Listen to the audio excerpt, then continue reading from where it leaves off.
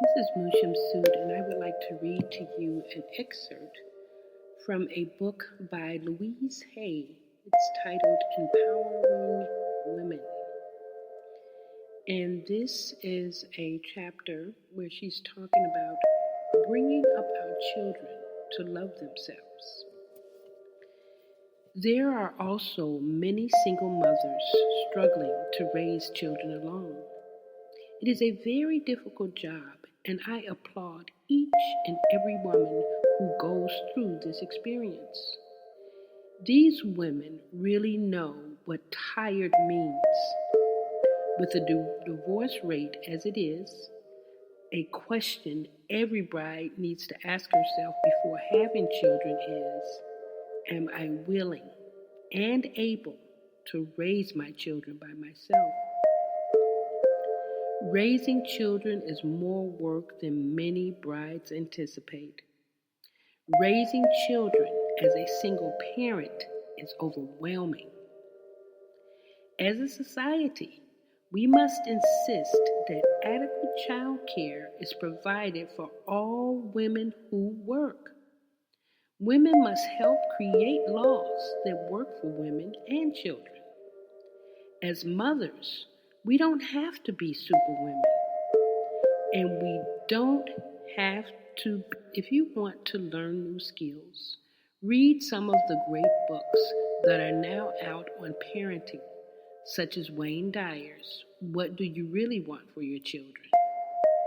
If you are a loving parent, your children will have an excellent chance of growing up to be the sort of people you would like to have as friends. They will be people who are self-fulfilled and successful. Self-fulfillment brings inner peace. I think the best thing we can do for our children is to learn to love ourselves.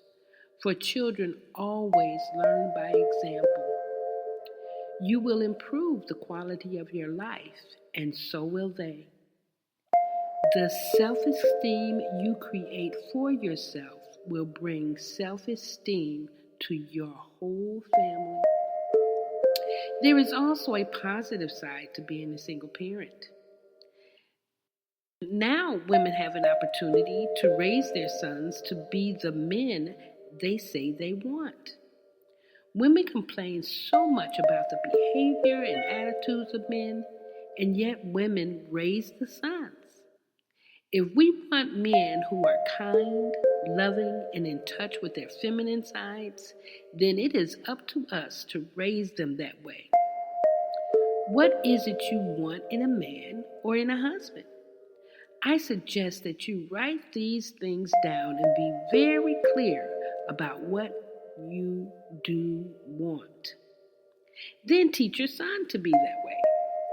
His wife will love you for it.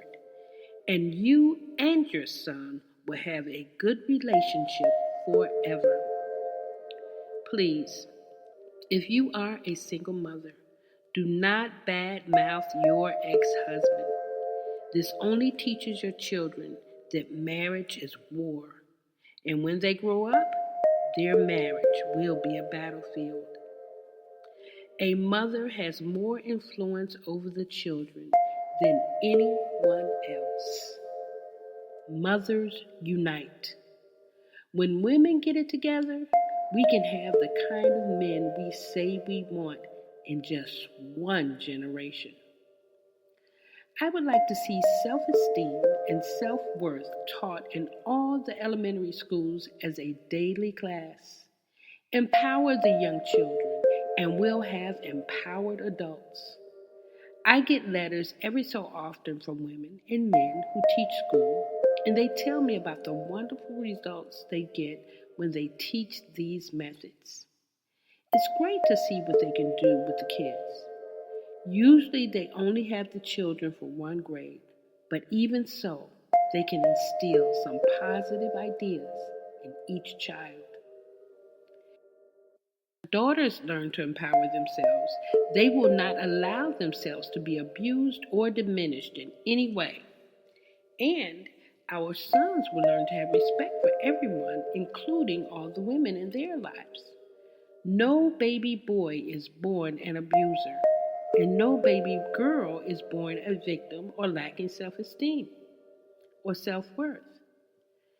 Abuse of others and lack of self esteem is learned behavior.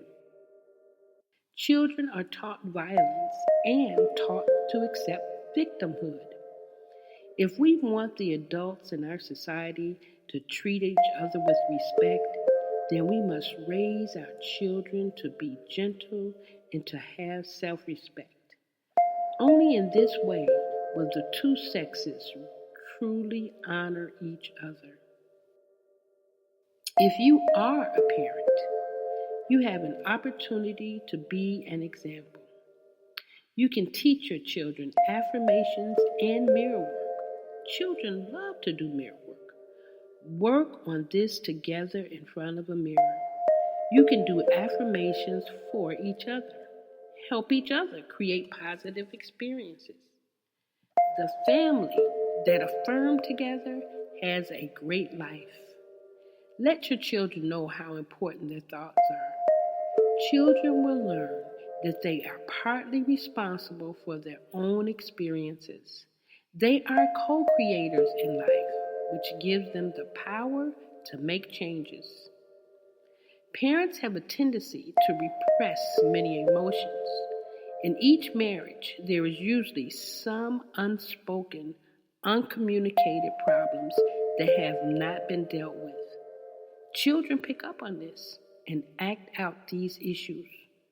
What we call the terrible twos really happens when children begin to mirror their parents' repressed feelings. The teenage years are an escalation of this pattern. Parents have a tendency to blame the children rather than cleaning up their own stuff. If your child is acting up, what suppressed emotional problems of yours could they be mirroring? When you have released your resentment and forgiving your issues, then you will find that your children will miraculously change for the better. In life, we often confuse the messenger with the message and lose the lesson. When our children or others do something to really bother us, we usually get angry and blame them. What we are not realizing is that these people are only playing a part in our play. They are mirroring some belief or pattern or suppressed issue within us. They are showing us something we are now being given an opportunity to release. Next time you get very angry at someone, try to step back and ask yourself, what is this lesson here? How does this incident remind me of something from my childhood? What is the pattern that I'm looking for? Am I willing to forgive myself or those involved with this original incident? Our children and our friends often show us things about ourselves that we really don't want to look at or deal with. We do love to run from our lessons. Thank you for listening.